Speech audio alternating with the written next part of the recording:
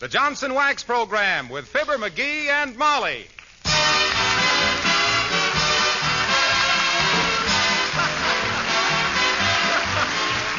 The makers of Johnson's Wax products for home and industry present Fibber McGee and Molly, written by Don Quinn, with music by the King's Men and Billy Mills Orchestra.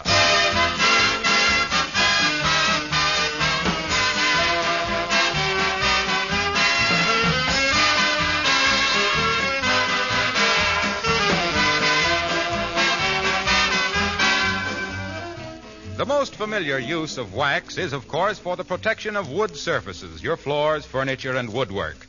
It wasn't long before you ladies discovered 100 extra uses for Johnson's wax for other kinds of surfaces, including leather and metal. And then your husbands, being very bright and venturesome, began protecting their guns, fly rods, saws, and hand tools with that same wax. That was very wise because Johnson's wax does protect metal surfaces against corrosion and moisture, makes them easier to use, longer lasting. Now, industry has picked up this use of Johnson's wax finishes to protect metal and other surfaces. Many vital war materials are given surface protection with wax. One company writes as follows: "We have a large carpenter shop, make all our mill work, and we use Johnson's wax on all our tools, saw tables, and planer beds. We find they do much better work and are easier to operate. The wax is not messy like oil and is easy to apply." Well, letters like this show how Johnson's wax finishes are being used more and more for the protection of metal surfaces in industry.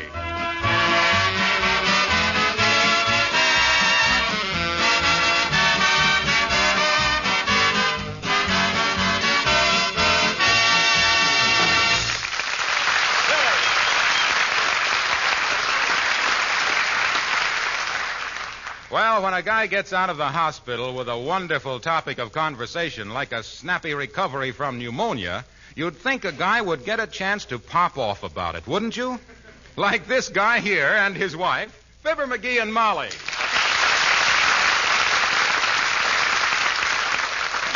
Look, are you going to let me tell you about this or not? Dearie, I can hardly wait to hear it, but now first let me punch up those sofa pillows a bit. There now. Thanks. Well, sir, that first morning when I woke up in the hospital full of sulfamerzied oats, and I saw that nurse... Now, raise up a little, dearie. Your bathrobe has slipped.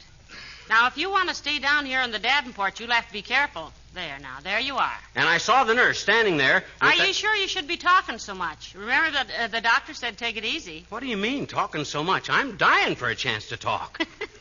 My gosh, I establish a record for beating the rap with pneumonia, and nobody will ever even listen to me. But, sweetheart, I'm listening to you. I don't want to miss a word of it. Okay, then let me tell you. Now, the take minute it easy. Doc flanged me into that ambulance and rushed me to the hospital, and I saw there was a room and 2 nurses ready and waiting for me, right there I had a hunch something was wrong. You're a shrewd little character. Nobody else would have given it a second thought. Well, you know how I am about my health. Nothing bothers me. Get a cold and pay no attention to it. Laugh it off. Say, how about the time you got the little thorn in your thumb and insisted on wearing your arm in a sling for 3 weeks? Well, a thorn can be a serious thing. I knew a guy got a thorn in his finger, and 6 months later, to the very day, he got threw off a horse. What was the connection? Well, I don't know, but it makes you stop and think.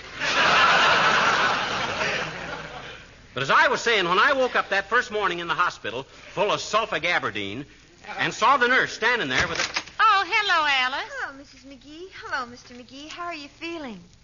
Oh, I'm all right, Alice. Just got to take it easy for a while. It was a close call. And speaking of calls, were there any phone calls for me, Mrs. McGee? One, Alice.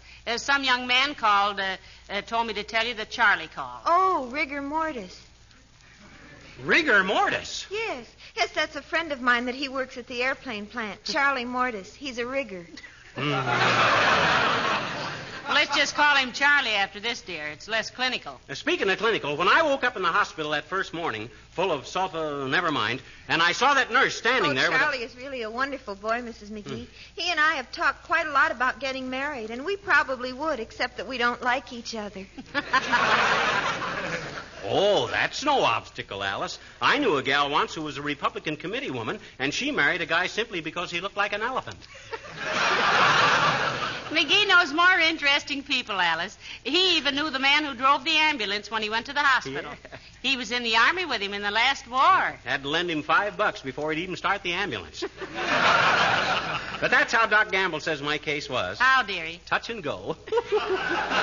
You know, my brother had an interesting case of pneumonia once. It settled in his lungs. Yeah. Yes, it often does. Mm-hmm. But let me tell you about this, Alice. All right. Well, sir, that first morning when I woke up in the hospital... It's time for your medicine, dearie. Huh? Oh, okay. Excuse me a minute, Alice. I don't really need this stuff, but as long as I'm paying the doctor, I might as well get something out of it. Open your mouth, dearie. There. That's it. Taken like a little man. Taste awful, Mr. McGee? Oh, not bad if you care for distilled roofing paper with a slight dash of blacksmith's apron. Gee, I guess you were a pretty sick man there for a while, weren't you, Mr. McGee? Pretty sick? Why, my gosh, Alice, when I woke up the first morning in that hospital... They woke him up at 6 o'clock in the morning, Alice. 6 o'clock? What on earth for? Well, the nurses all have to get up early, and they hate to think of all those lazy patients laying there pounding their ears all the forenoon till 7:30 or so. Oh, McGee had a couple of wonderful nurses, didn't you, McGee? Oh, yeah, they were swell. Well, the way they talk, it's kind of embarrassing at first. Well, why, Mr. McGee? Well, they came bustling in with a pan of water, and they say real cheerful, well, let's take our bath, shall we? My gosh. Scared a guy to death. I was scared at first we were both going to have to... McGee. What was it you were going to tell Alice, dearie? Going to tell? Oh, yes. This is very interesting, Alice. That first morning when I woke up in the hospital, full of sulfatrampoline, and I saw that nurse standing there. Oh, heavenly days, McGee. It's time for your temperature. Huh? Hand me that thermometer, will you, Alice? Oh, sure. Here you are. What's the matter? Was there a spider on it? Oh, she's just shaking it down, Alice. You see, it's a Fahrenheit thermometer.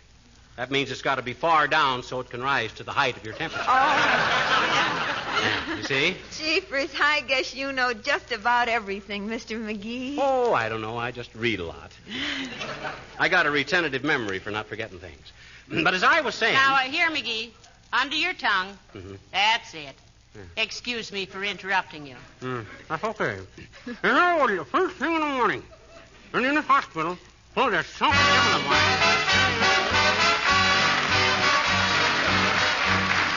Billy Mills and the orchestra playing Speak Low.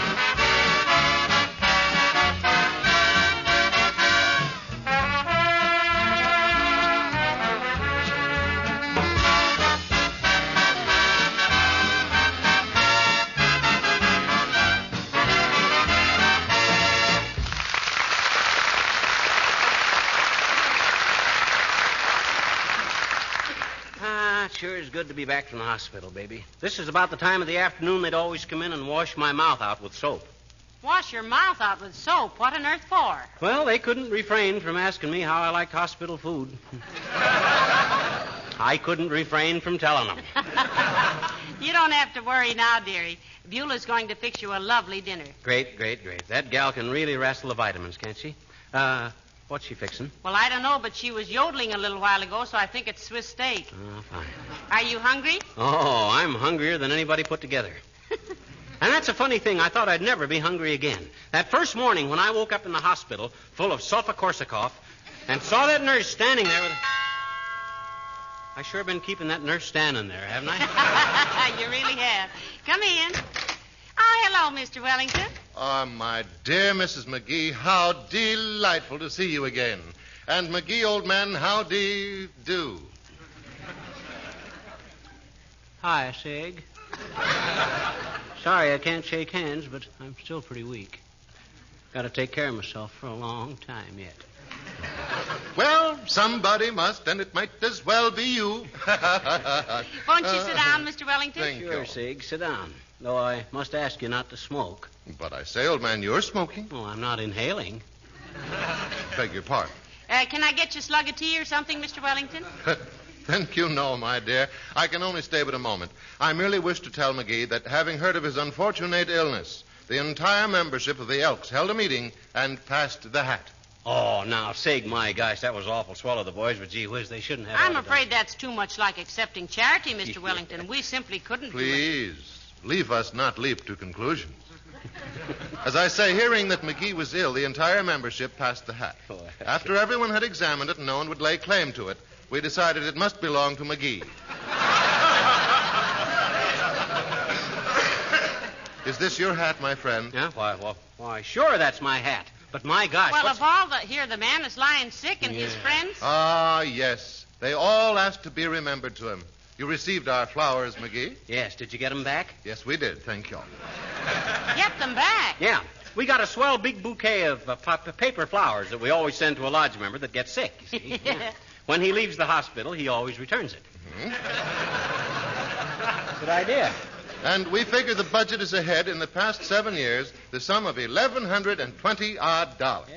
We use this sum to have a banquet twice a year, at which several members always get very sick. That way everything comes out even, you see, Molly. Oh, that's a lovely sentiment. Have a pretty tough siege of it, old man? Yes, I did, Sig. I was going to tell you, that first morning when I woke up in the hospital, full of sulfa liverwurst, and I saw that nurse standing there with by Jove, speaking of nurses, I simply must dash along, old fellow. I must be at the Wistful Vista nursery at 3. Really, Mr. Wellington?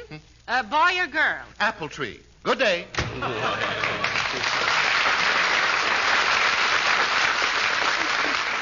Well, it seems to me you might have been more sympathetic, McGee. Oh, Sig's heart's in the right place, Molly. You think so, dear? Must be.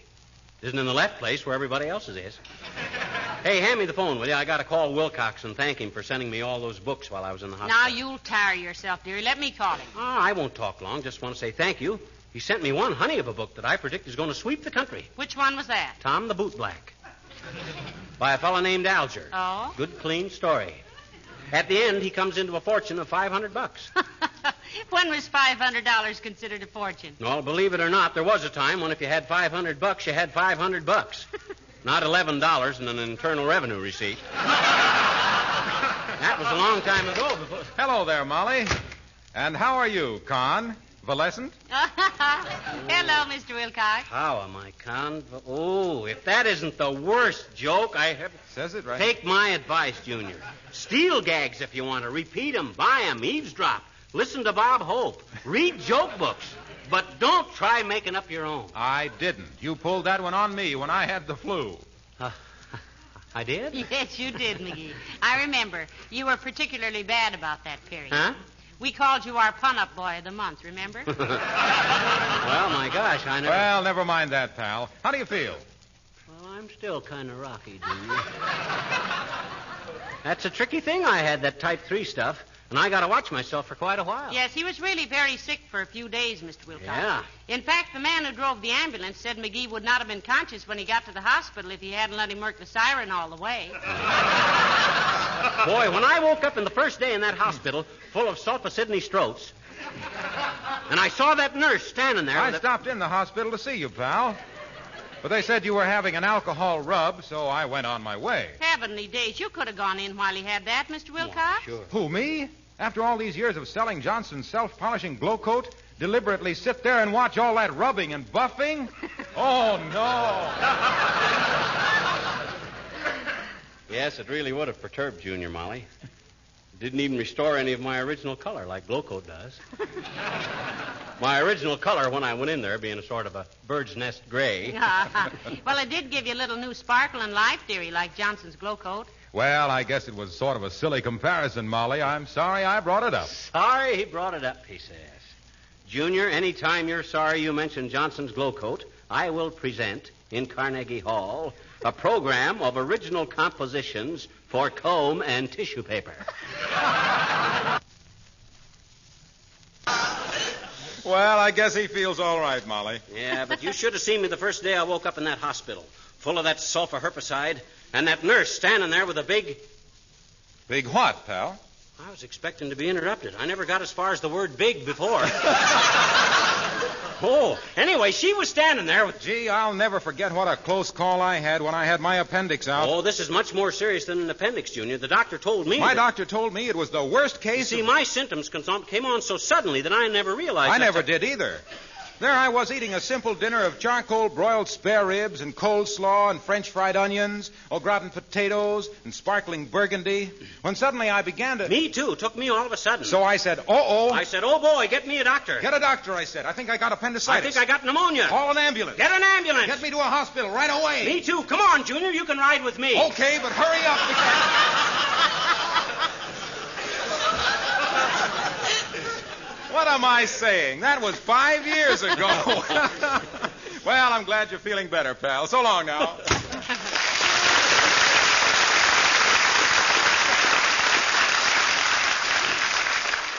My gosh, I forgot to thank him for the books. Incidentally, did I bring my Spanish dictionary back from the hospital? Yes, you did. It's on the table. What'd you want that for? A patient across the hall from me in the hospital spoke nothing but Spanish. Nurse used to run in and ask me how to say things to him. Oh, I see. Yeah. First time she run in, she says, how do you say, please turn over in Spanish? So I looks it up and I tells her. Well? 10 minutes later, she comes trotting back. And you know what she wanted me to look up? What? How to say, I'm sorry you fell out of bed. She was the same little nurse, you know. Oh, hello, Doctor. I was sort of expecting you. Hello, Molly. How are you feeling, live bait? I'm paying you to tell me that, medicine man. Anybody think... And stop folding my eyelids back. That hurts. Just wanted to see your eyeballs, Sonny. Look pretty good this afternoon. 2 limpid pools of loveliness. One of them with what I took to be a gleam of almost human intelligence. No kidding. How do you feel? Oh, I think he's feeling better, Doctor. I do, Doc. And look, the bowling team of the Elks plays tomorrow night. Do you think I can... No. Okay. Incidentally, Doctor, I want to thank you for your fast work in getting McGee to the hospital and arranging everything so smartly. It was wonderful, really. Well, he was a pretty sick boy, my dear.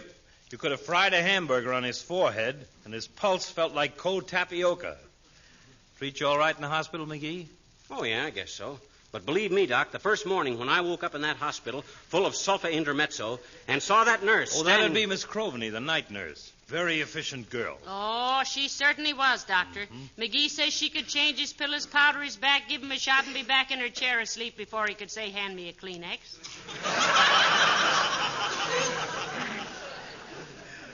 I didn't sleep very good because I was scared of falling out of bed. Why do they have hospital beds so high, Doc? Easier to reach the patient. It's easier to clean under.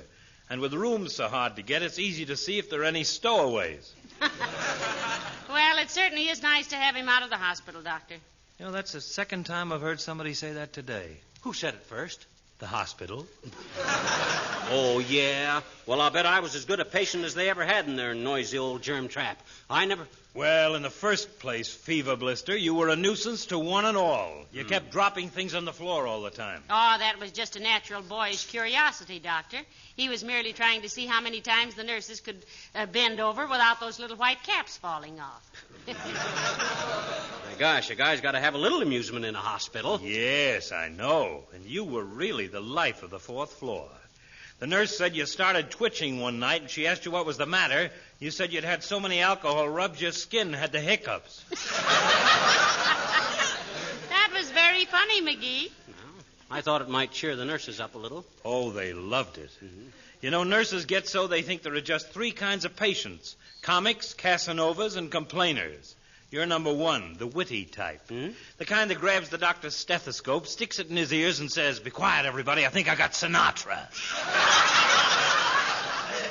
I did not. I said Crosby. Or else you pick up your fever chart, get what you think is a humorous gleam in your eye, and say, "When it gets to 110, sell me out." Oh, he did not say that, Doctor. He said, "Look, my temperature zigged when it should have zagged," which I thought was very amusing. Yeah, and the nurses did, too. The nurse did, too, and she had to turn her face away for a minute, she did. Well, certainly. She was trying to resist an overwhelming desire to strangle you. Well, just continue the treatment, McGee. Keep out of drafts, keep quiet, don't smoke, eat lightly. You think he's all right now, Doctor? Oh, he'll be all right if he takes care of himself, which is an old rubber stamp I had made in 1924. Well, much obliged, Doc. You sure pulled me out of this one all right. But that first morning when I woke up in that hospital full of sulfabenzohoop with that nurse standing there with that... Uh-oh, it's probably for me. Hello. Yes, it's Dr. Gamble. Yes. Got a feverish look, has he? Poor Dr. Gamble, never a minute's rest. Yes. Well, loosen his shirt collar, roll up his sleeves, and tell him to start dealing. I'll be right over. So long, folks. See you later.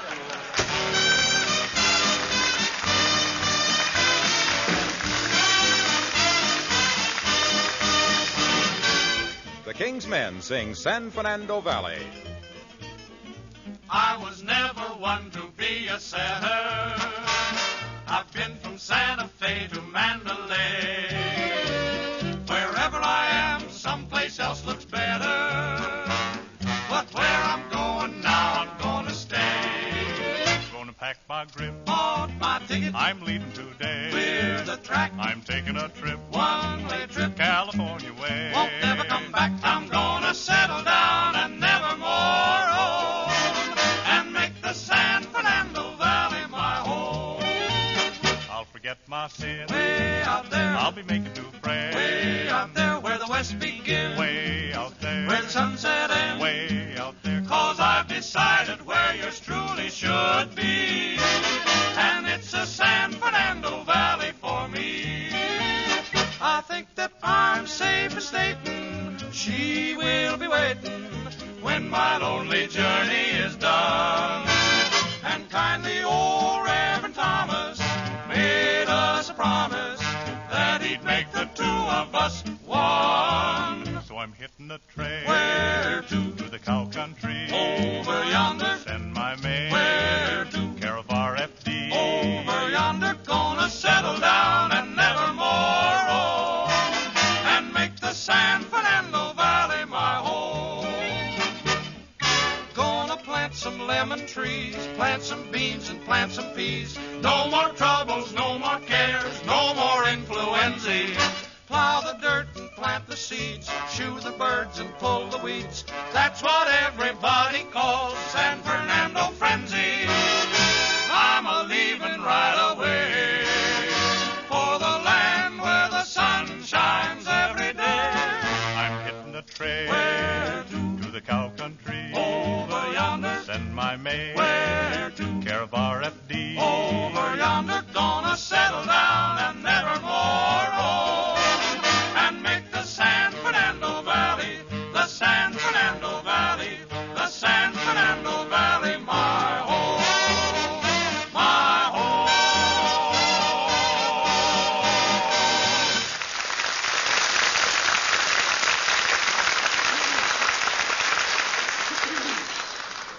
McGee, when I call the drugstore the next time, remind me to order some more talcum powder. Okay. Use that same kind you've been putting on my back. That smells wonderful. What kind is that? That's passion flower.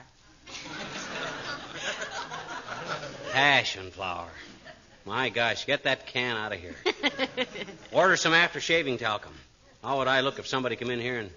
Hey, here, hand me the phone. Now, McGee, you mustn't exert yourself. Well, it don't exert anybody to lie down on a Davenport and toss a few wrong numbers around. All right, now, but you've had a hard day for an invalid, you know. 2 crossword puzzles, 3 comic books, a game of solitaire, and Vic and Sade. Here, now, and don't strain your voice. Okay. Hello, operator. Give me Kramer's drugstore on the corner of 14th and... Oh, is that you, Mert? Oh, dear. How's every little thing, Mert? It is, eh? What say, Mert? Your brother just bought a 1944 convertible. Heavenly days, I didn't know there were any 1944 automobiles. Well, they really wanted $20 for this one, but the kid dickered him down to 1944 without the windshield wiper.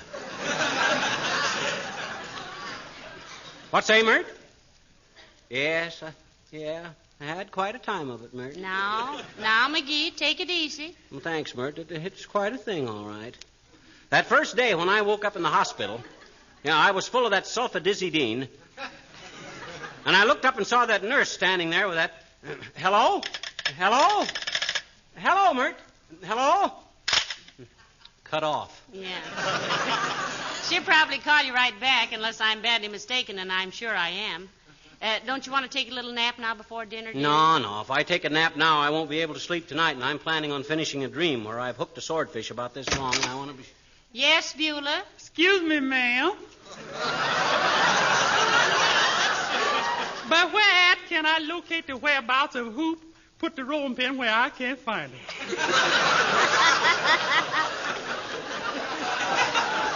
Well, the rolling pin is up on top of the cabinet, Beulah. You making a pie? Yes, ma'am. I thought maybe Mr. McGee might be in the mood for a nice custard pie. Is you, Mr. McGee?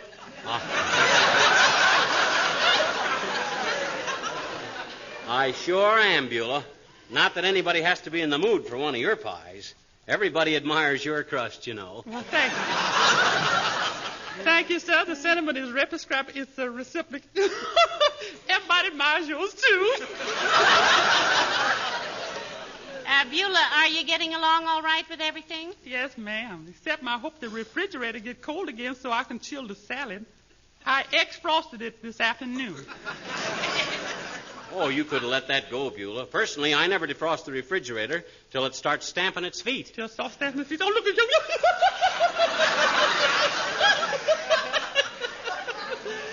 Love that man. Well, I'll go out and see if you've got it turned up high enough, Beulah. Now, don't get into a draft while I'm gone, McGee. No. You sure had a bad cold, didn't you, Mr. McGee? Bad cold? My gosh, Beulah, I had the pneumonia. Oh, I'm glad to hear that, sir. I was afraid you had a real bad cold. Look, Beulah, pneumonia is a very dangerous thing to have. They had to rush me to the hospital in an ambulance. Yeah. You scare me to death riding one of them things, you know that? They skedaddles along with that old banshee howling and the gong, and then when they unload you, what you got? Worse. You had some experience, eh, Beulah? No, sir. I've never been sick a day in my life. Only time Mom ever called a doctor for me is when I get vacated for dippox and smalltheria. Smallpox and diphtheria? Yes, sir. Outside that, I never even had no childhood diseases like falling off a tricycle because I never had a tricycle. Now, wait a minute, Beulah. Let me get this straight. You never been sick a day in your life, eh? No, sir. Never been in a hospital? No, sir. Only to deliver a friend of mine who was in a rundown condition from a beer truck. You never had anything wrong with you at all? No physical ailments? No, sir, never. Ah, sit down, Beulah. I want to talk to you. Yes, sir. Well, sir, Beulah, I'll never forget that first morning in the hospital when I woke up full of sulfonasturtium and saw that nurse standing there with an 8-pound baby in her arms. She just stopped by on her way from the maternity ward, of course. But me with all dizzy from that sulfa and looking up at that new baby, it was one of the most frightening things I ever... When wet April feet come tramping in across the linoleum floor in your kitchen or front entrance hall, you can say to yourself, I'm glad they're protected with Johnson's self-polishing Glow Coat. That's really one of the times you're especially grateful for Glow Coat because in a jiffy you can remove those wet spots with a damp cloth. You've saved yourself work, kept up the good looks of your floors, and protected the linoleum itself from harm. 3 important benefits from a polish that requires practically no work at all. There's no rubbing or buffing with Johnson's Glow Coat because it's self-polishing. And there'll be no more scrubbing of your linoleum floors once you begin to protect them the Glow Coat way. They will wear much longer, actually 6 to 10 times longer. Yes, April is a very good month for you to start using Johnson's self-polishing Glow Coat.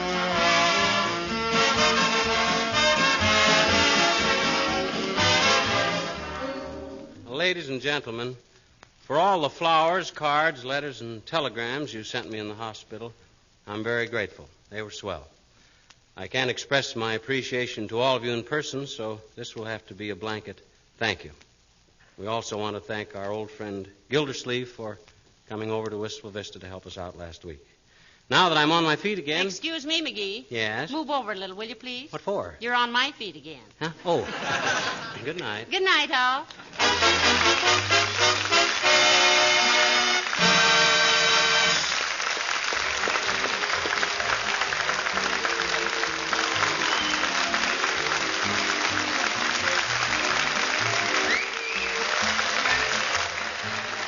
This is the National Broadcasting Company.